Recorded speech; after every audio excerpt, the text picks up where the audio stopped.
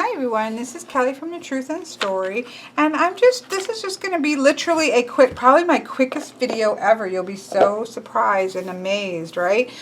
This is just a little, we're midway, just a little over halfway through the month of March, and March of the Pips, and I just wanted to kind of pop on and see how everybody is doing. I have been greatly enjoying everybody's spreads and videos, watching it. I actually need to, after this, catch up on mine because I'm a little bit behind.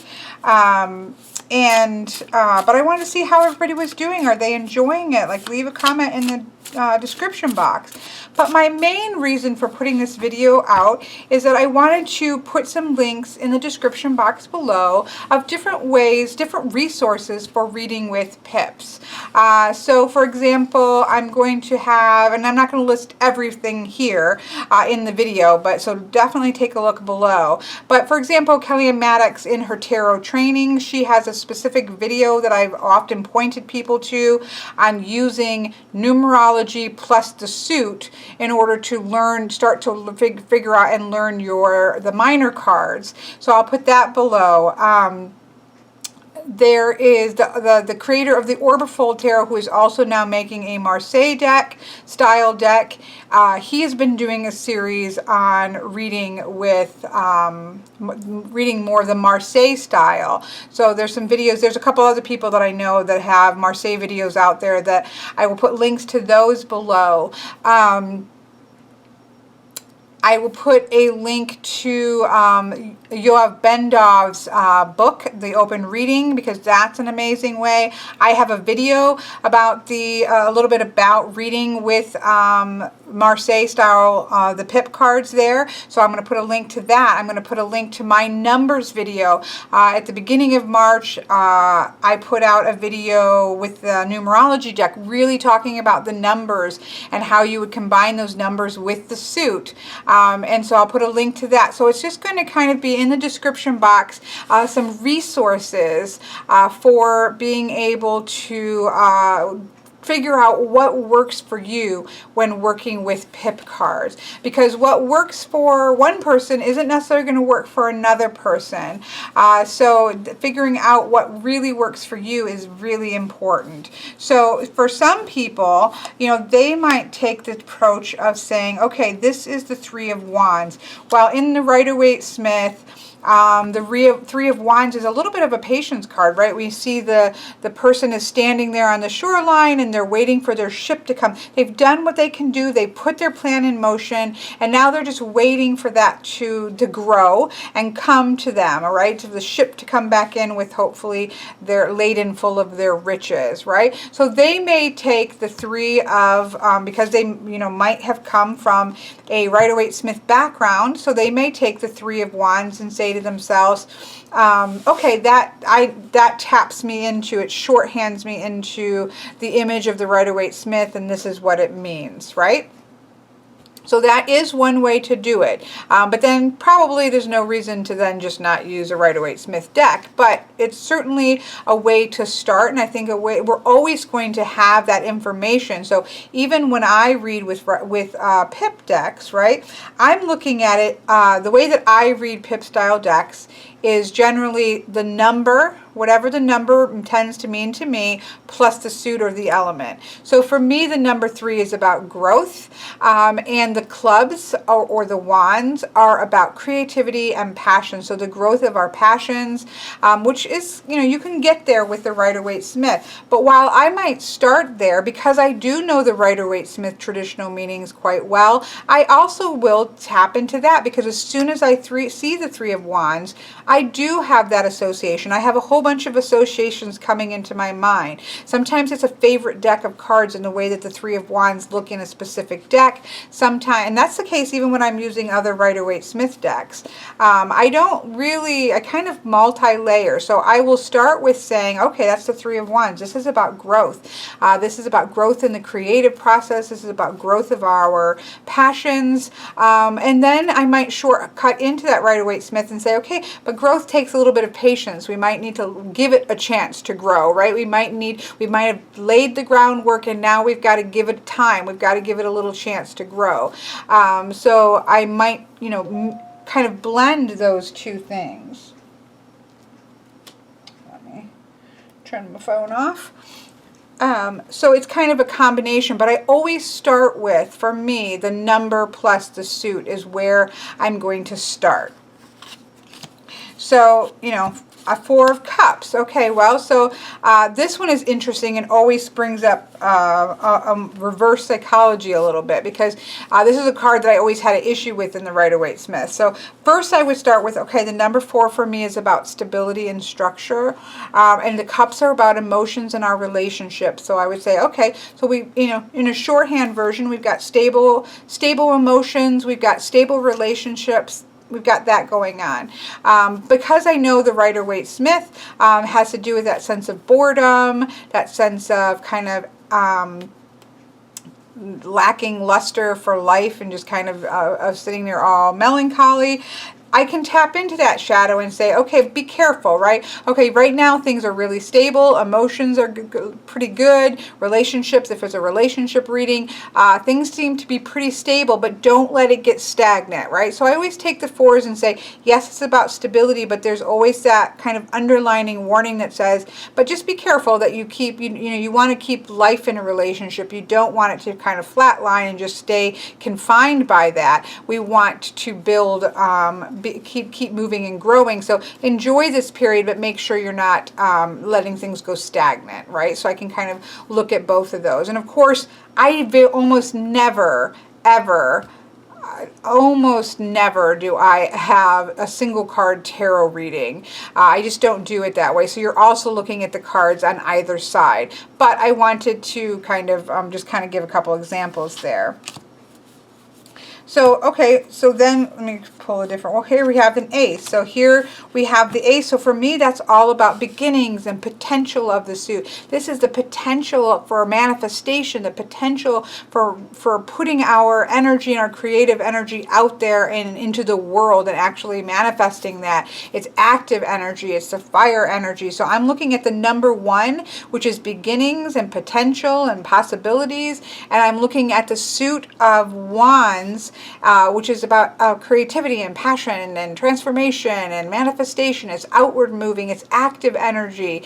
And so I'm combining those two things to come to a meaning there. And so, you know, so on and so forth through. So as I talked about in my numerology video, if you just have a base understanding, come to a conclusion, come to a decision where you stand from 1 to 10, just in general, and it doesn't mean that there is just one keyword for each thing. There are, you know, there's some ideas behind each of these numbers, and what do they mean to you, and then what do each of the suits mean to you, and then it's literally an equation. It is the number 6, which for me is harmony. It's also, you know, 3 plus 3 is growth, doubled growth, but there is a sense of harmony in there. And so I would say to myself, okay, well, we've got harmony in cups, right, in emotions. So you're literally doing an equation that says 6 plus cups equals, what does that equal to you? So that's how it starts, but then of course you start to combine cards. So I'm just grabbing some number cards that come up. I don't ever probably read less than 3 cards, and I really prefer to have 3 cards. I love 3 cards. There's a lot you can do with it. And so for me, we're going to see what are these saying to each other. When I personally, you could read them in a line, so you could say, okay, here I have the 5 of Swords. Okay, well, the 5 to me speaks of disruption. It doesn't necessarily positive or negative, but something is disrupting the sword energy. Well, what is a sword energy? The swords for me is about the mind, intellect, the thought, everything going on in the head, right? It can also be about communicating what's going on in our head. Communicating with other people could be in disruption, depending on the question. But we have some disruptive mental thoughts here, right? And so then it takes us to the 2 of Pentacles. Okay, well, 2 is a number of duality or polarity, right? It can be both. It can be that push-pull, or it can be two sides to one coin, or it can be that magnet kind of pushing apart, depending on how you look at it. But the number 2 is that sense duality there that comes into play. And pentacles is our sense of our resources. For me, it's all about where we're grounded in the physical aspect of life. And so we do have some duality going. So we have some mental disruption, right? Something going on in the mind that's not super structured, and it is perhaps because of a way of either or kind of thinking. It could be, there could be something going on in the regular, in everyday life that is causing this duality that's blocking things from moving forward because it's disrupting things. And then we have the 7 of coins, and the 7 is about new growth. We have the 4 plus the 3, stability, and out of that, the 3 of growth. So we have that sort of idea of new growth. Sometimes it's like inner convictions is talked about sometimes here. But the idea of, if we just take it with new growth, and so things are going to change. There's a disruption. Things are kind of in a polarity. Perhaps we're juggling some things like you see in the Rider-Waite-Smith with the 2 of Pentacles, the idea of maybe juggling too many things. But things are going to come out of this where we are moving towards a path of growth if we can get this under control. So you can read it linearly like that. Or I often, for 3 cards, look at the center card, and that gives me the key information. Okay, the focus is the 2 of Pentacles. So we have maybe a polarity set up going up here. We have some things that may be pushing against each other, depending on what the question is. Of course, that always answer, that takes the cake, right? So we have to pay attention to the question itself. So I'll look to the center card, and then I'll say, okay, well, what do I need to know about that? Well, it looks like there's been some disruption here, but we're moving towards new growth. So yeah, things may be a little bit juggled here right now, but the disruption is going to give way to some new growth, and things are going to look better. So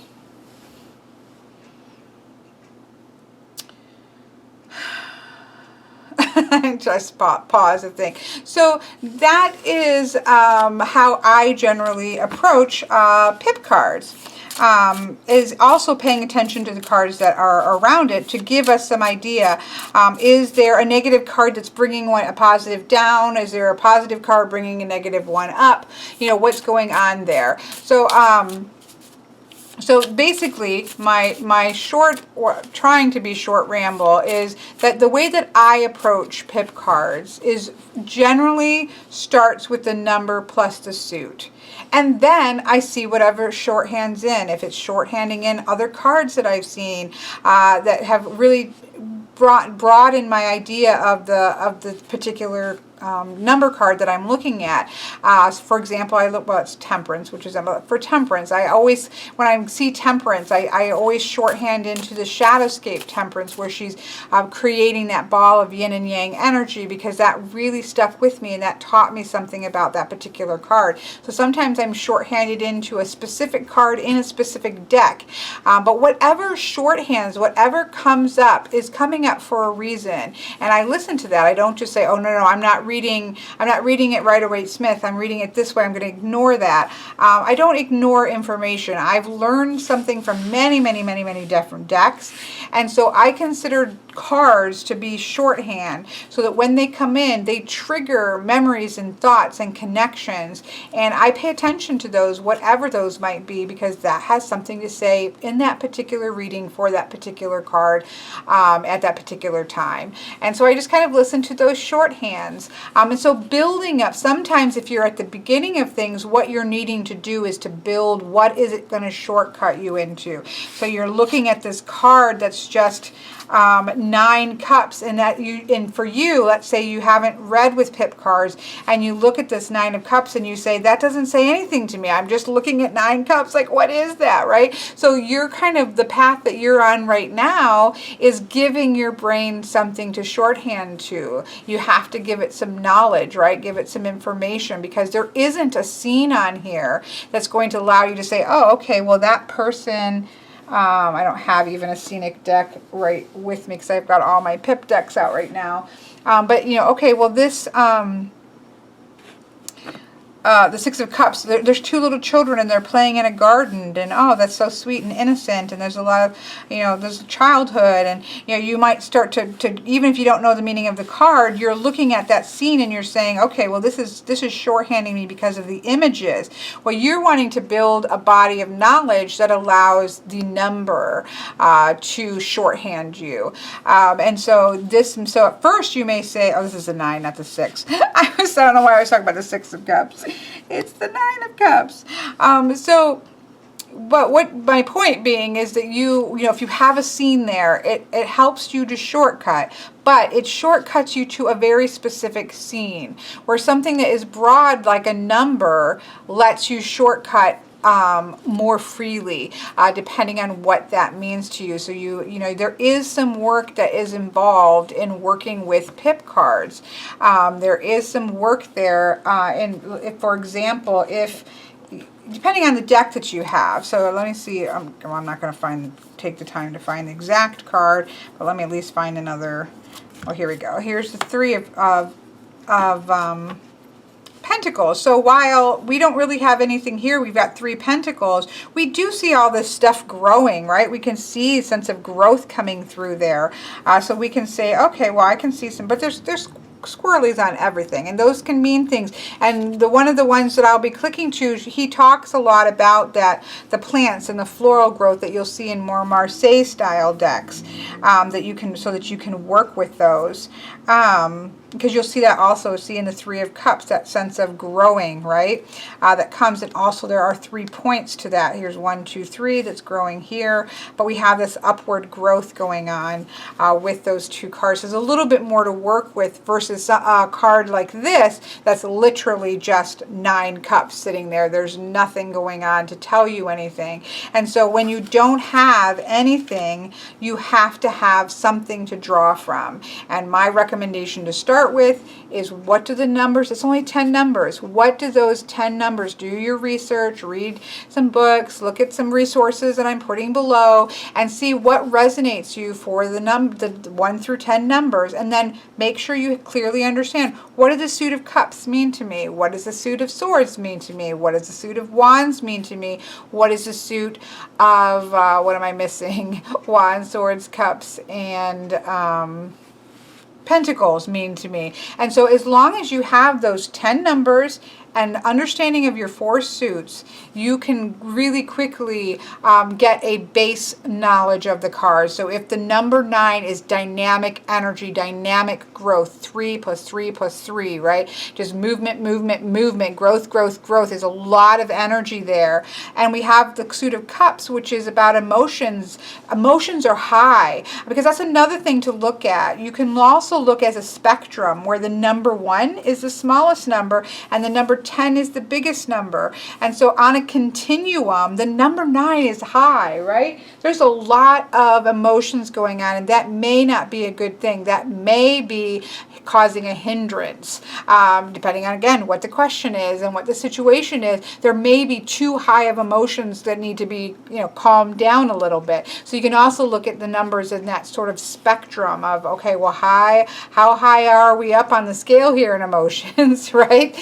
So that's another way that you can approach the numbers. But understanding your approach to the numbers, and your approach is a pretty quick shortcut. And then again, you can build from there to whatever correspondence is. You know, the 9 might mean something to you because you love astrology, and the 9th house might, you know, shorthand you into being about the journey. And so you want to, you might be layering that understanding in. You know, whatever it is, the other correspondences that for you are important may start to come into play, but kind of having that base grounding of numbers plus the suit is a really good way to start. So I'm going to stop this here because I'm just going to say the same thing. I'll start babbling, right? But please take a look in the description box below, where I will have some links there for you to check out. And please let me know in the comments if you have been participating in March of the Pip. tips and pulling your cards. You know, how's that going? How are you enjoying it? Do you absolutely hate it? Do you think you're going to keep going with it even after March is over? What are you thinking about Pip Decks? I am still, my favorite decks right now are pretty solidly locked into the of the ones that I have. I love the Neoclassico, which is this one. I absolutely love the Sopraffino, and this is the Ancient Italian Tarot by Lo Scarabeo, which is a reproduction of the Sopraffino Tarot. Another favorite. This Tarot of the Masters, which I don't want to mix up because I'm getting ready right now to do a walkthrough of it. Which is a Tarot of the Masters is a Lo Scarabeo, but this is a reproduction of the 1893 Niobe Vachetta deck, and that I have trimmed down. And I love this. I mean, it's just gorgeous. Again, I'm getting ready to do a walkthrough of this, so I don't want to get it out of order, but that is on top. And then I'm just loving the Minciotti Etruria deck, which is a Minciotti deck which has more cards in it. I have a walkthrough of this as well. I just absolutely love this. It has the addition of the Zodiac cards, element cards, the four virtues, and then of course it has the typical minors that you might see, although there are cute animals in the minors, like there's one with the little cutest elephant you've ever seen. So these would be my top 4 Pip style decks, favorite ones that I like to work with, as well as my Tarot Arcana playing cards, which is that playing card tarot deck. That would be my top 5 Pip decks, and so that has not changed over the last couple weeks. So let me know how you're feeling about things, and I will talk to you all later.